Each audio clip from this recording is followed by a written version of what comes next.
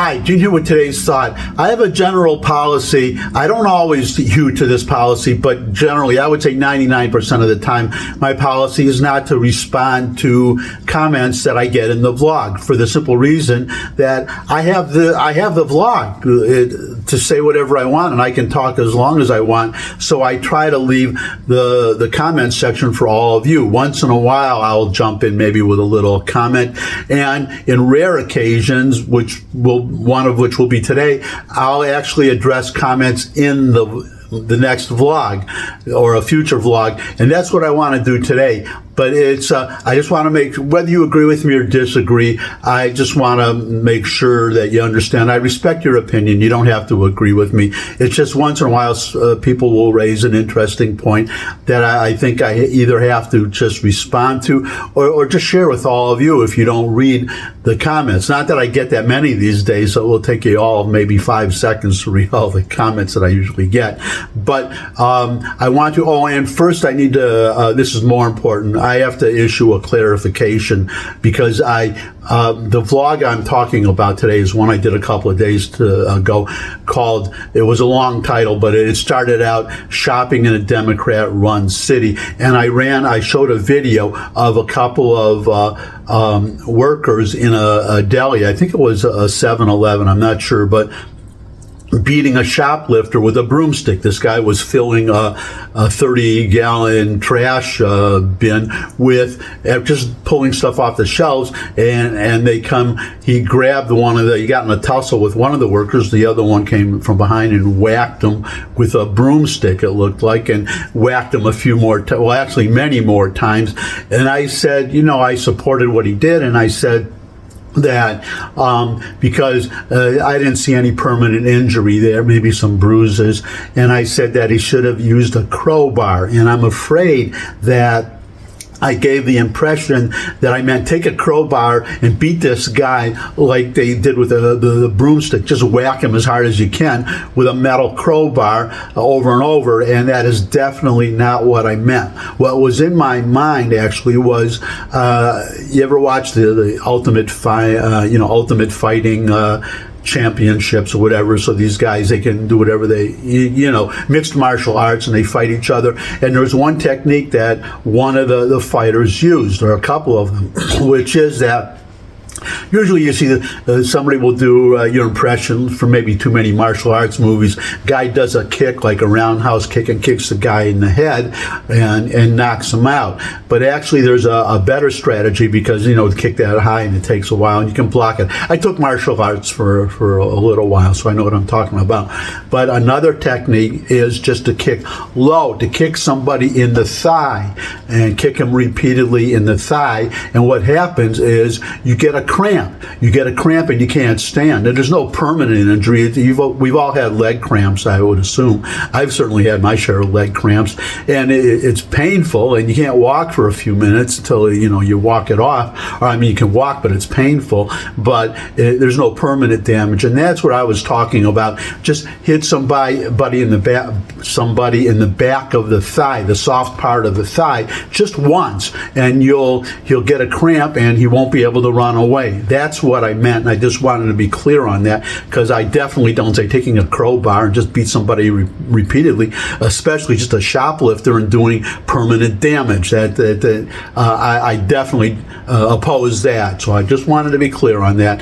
Now, the comments I want to get is, one thing that this irritates me a little bit, and slightly, I got a comment from one person saying, because I was talking about shoplifting, and I talked about shoplifting in these major cities like New York, LA. You see the videos, you see the news report. You're talking about some of these like flash mobs of dozens of people, or even 100 people descending on a place and just cleaning the whole place out in these major cities. Now, I got a comment from someone saying, because I live in Tennessee, I've mentioned that a couple of times, and well, probably many times, and a commenter said, so there's no shop shoplifting in Tennessee?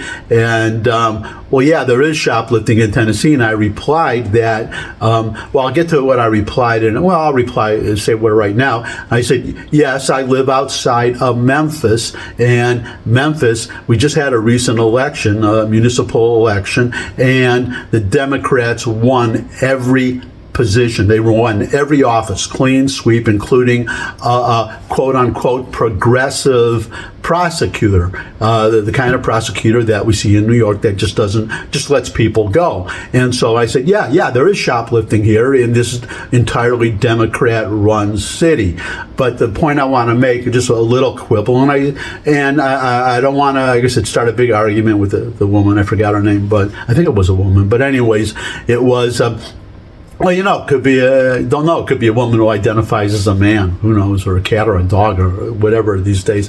The point is that this irritating thing where I was talking about cities and people, and you've seen this probably sometimes before, well, this state, this southern state has a very high crime rate or whatever, and it's this conflating a city with an entire state. So you point out something in a city, and then they talk about the entire state. So obviously, number one, you're talking about more people, but you're talking about the reason you have the high crime rate or the higher crime rate in some of these red states is because the big city in that state, like Atlanta in Georgia, or Austin in Texas, they're run by Democrats. So you have the big cities with the big populations, they're run by Democrats. So I just want to throw out, I'm going to put up this chart right now. You can look at it. I'm linking to it so you can look at the whole,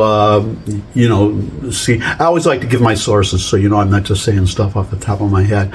But here is a list of the top 10 most dangerous cities in 2023. Top 10 most dangerous cities, meaning highest crime rate. And you can see the 10, look at all those cities there, and the 10th city listed at the bottom of the list, Springfield, is run by the mayor is an independent. Okay, does not belong to any party. But I don't think I'll be too far off saying it's probably a very moderate or liberal independent. I could be wrong. Well, like Kristen Sinema, like these quote unquote independent. Like Bernie Sanders, independent socialists. You see them in the Senate. They claim that they call themselves independent, or Angus, I think I forgot his last name, the senator from Delaware. They claim to be independent, but they always caucus with Democrats. So I suspect that's the choice, the situation here. But so I mentioned that number 10, independent, but all the other 9, I looked them up just to be sure. Every single one of those other cities has a Democratic mayor. So, and I would guess if you have a Democratic mayor, and I could be wrong, I'm happy to be proven wrong, you probably have a majority Democratic city council.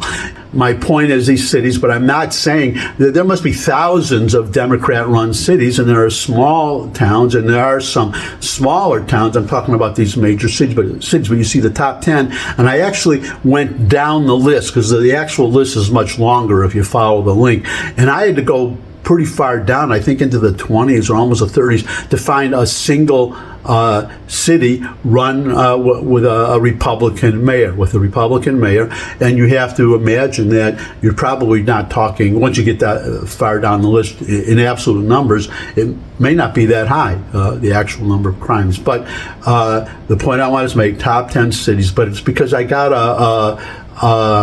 another comment from a woman who said, well, I lived in a Democrat-run city, Democrat state, Democrat-run city for 50 years, and I've never seen anything like that, this kind of shoplifting. And I say, well, congratulations, because I didn't say every city, but I would be curious. I don't want to invade your privacy, but I would be curious for you to tell me the name of the city and the state, and I'll look up the shoplifting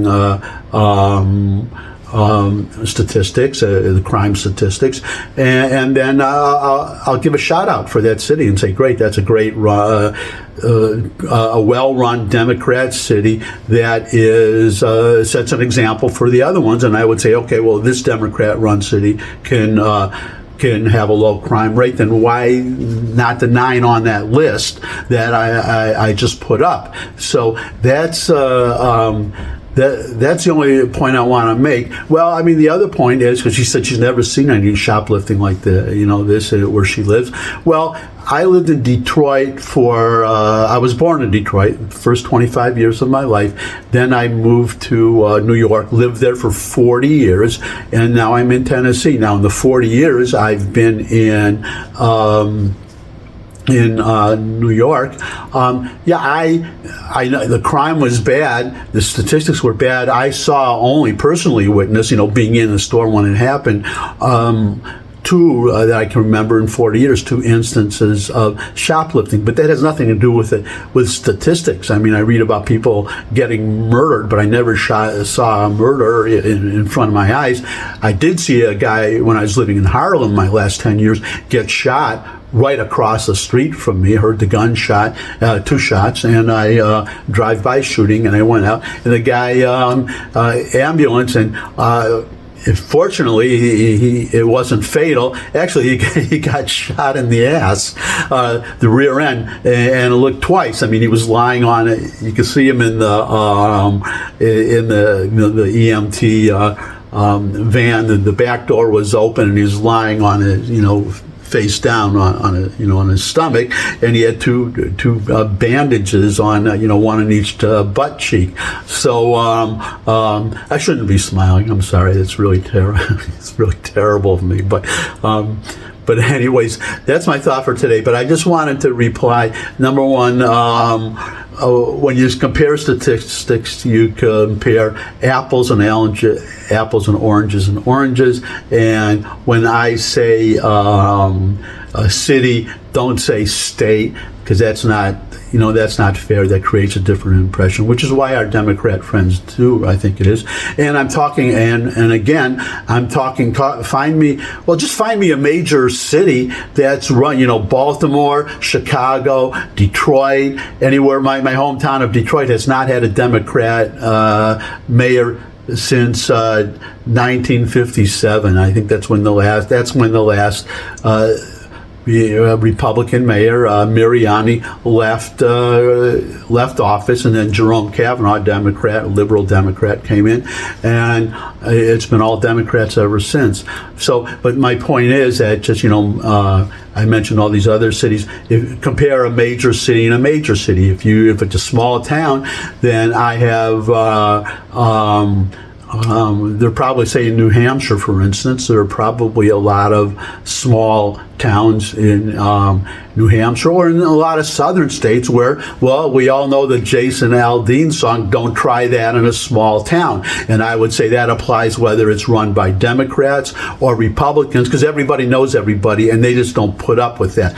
But it's the major city. So that's my comparison, and I guess that's my thought. I've gone on long enough, but as always, your comments are welcome, and if you could subscribe, that would really be great, and come back and see me again. I would love to see all of you again, and until I do see all of you again, bye.